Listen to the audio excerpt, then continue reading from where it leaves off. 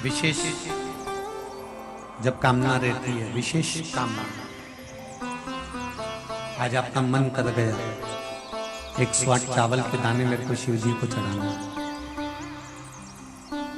108 चावल के दाने मुझे आज शंकर भगवान को चढ़ाना। विशेष आज आपके मन में कोई मनोरथ बड़ा है, कोई कामना बड़ी है और बाबा से आपने विनती करी कि मेरा ये कार्य अटक रहा है, आप पूरा करोगे, मुझे विश्वास है।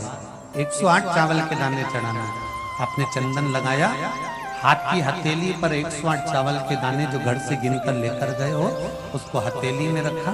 एक एक चावल का दाना नहीं चढ़ाया, हथेली में रखकर जो विशेष कामना, जैसे किसी कर्मकांडी ब्राह्मण से पूछा जाए पूजन होने के बाद में विशेष अर्घ दिया जाता है, विशेष अर्घ,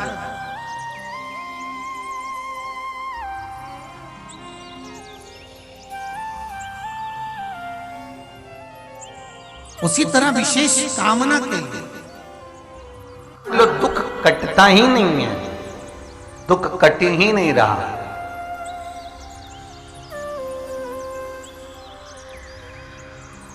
मान लो कोई ऐसा दुख आ ही गया कि वो कटने का नाम ही नहीं ले रहा, बहुत हार चुके हम जिंदगी से, वो कट ही नहीं रहा।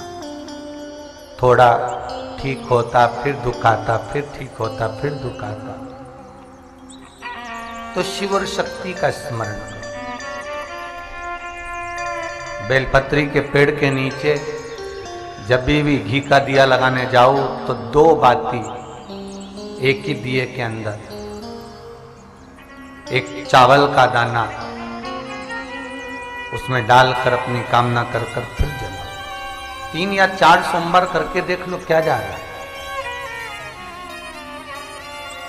अगर मान लो कोई दुख ऐसा है कि वो कटने का नाम ही नहीं ले रहा है, कट ही नहीं रहा है, कभी कुछ तकलीफ कभी कुछ, बाबा का, शिव और सती का, शिव और पार्वती का, शिव शक्ति का, शिव अन्नपूर्णा का स्मरण कर लगाओ।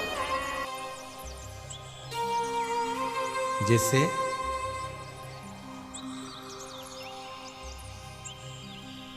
बेले के फल का गुर्दा, बेल का जो फल होता है, बेलपत्री का फल, उसका जैसे गुर्दा, उसके अंदर का जो भाग होता है बेल का, वो गुर्दा,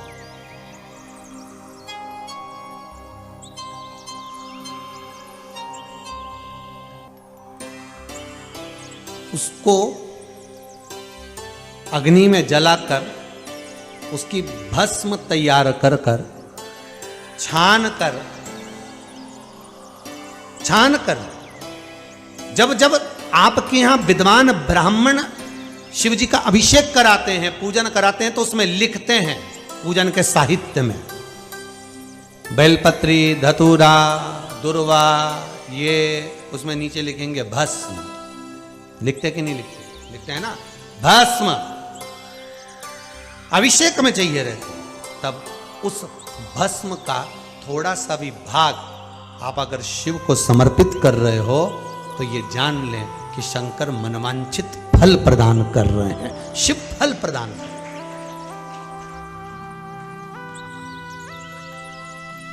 महाराज,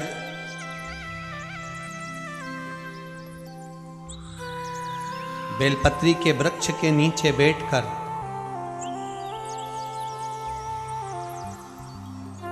हाथ में एक बेलपत्र का पत्ता रखकर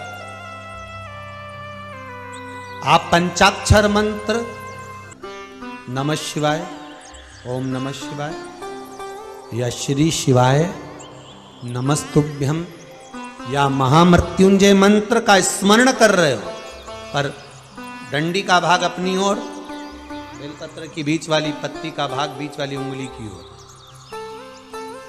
रखकर अगर आप स्मरण कर रहे हैं और अपनी कामना कर बेलपत्री के वृक्ष के नीचे बैठकर उस पत्ते को सम्मुख रखकर बाबा से विनय कर एकांत में उस बेलपत्री के वृक्ष की छांव में,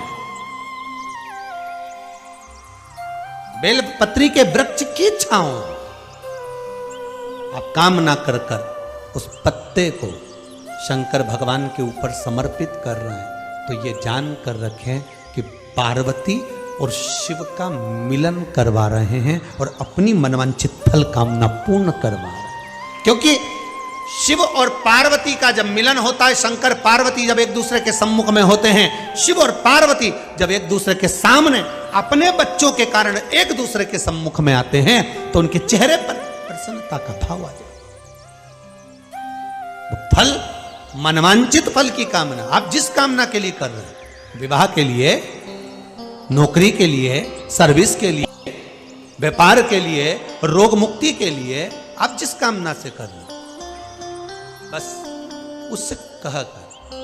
कभी सोमवार का दिन हो, क्योंकि शंकर जी को सोम प्रिय है, सोमवार का दिन, चंद्र का वार शिव जी को प्रिय है, शिव जी को प्रिय है। दुकान पर 24 घंटे बैठो तो व्यापार नहीं होता, घर में लक्ष्मी नहीं टिक रही हो, पैसा नहीं आ रहा हो, तो बड़ के पेड़ के नीचे, पीपल के पत्ते के ऊपर, बड़ के पेड़ के नीचे की मिट्टी को गीला कर कर पीपल के पान पर, पीपल के पत्ते पर एक शंकर जी के शिवलिंग का निर्माण करो। क्या बनाना है? शंकर भगवान का शिवलिंग। शिवलिंग बनाकर उसकी बटकेश्वर महादेव के नाम से पूजन करो। 7 बार कच्चा दही चढ़ा दीजिए। उस दही को थोड़ा सा चम्मच में उठा लीजिए। उस दही को लाकर जहां तुम्हारा व्यापार है, जहां तुम कमाने के लिए बैठते हो, दुकान पर बैठते हो, उस दुकान पर उस दही से स्वस्तिक बना दीजिए। और इस पीपल के पत्ते पर जो बटकेश्वर महादेव का तुमने निर्माण करा है, इसको ले जाकर विसर्जन कर दीजिए। आपकी दुकान 3 महीने के अंदर धड़ाके से चलना प्रारंभ हो जाएगी। लक्ष्मी की कभी कमी नहीं आएगी। यह बटकेश्वर महादेव का पूजन है। कौन से महादेव है? जम के बोलिए, बटकेश्वर।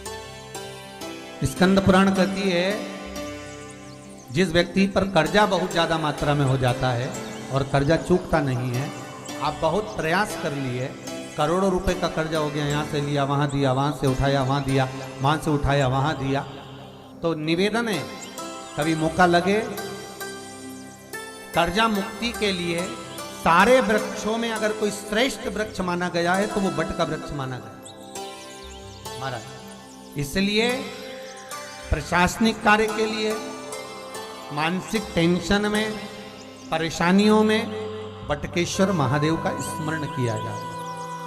और यदि निवेदन करूंगा, बहुत ज़्यादा यदि आपको कर्जा हो गया है, बहुत ज़्यादा कर्जा हो गया और वो कर्जा चूक ही नहीं रहा, तो थोड़े दिन बड़ के पेड़ के नीचे आप बटकेश्वर महादेव के लिए 1 लोटा पानी, उसमें थोड़ा सा पिसा हुआ चावल पीस के गला लेना, चावल को और पीस लेना, पीस के उस पानी में मिला लेना और मिलाकर उसमें थोड़ी सी हल्दी पिसी हुई डालकर बटकेश्वर महादेव के नाम से बड़ के पेड़ के नीचे अपनी कामना कर कर जो कर्जा हुआ है उस कर्जे का भान देते हुए, स्मरण देते हुए छोड़ दीजिए।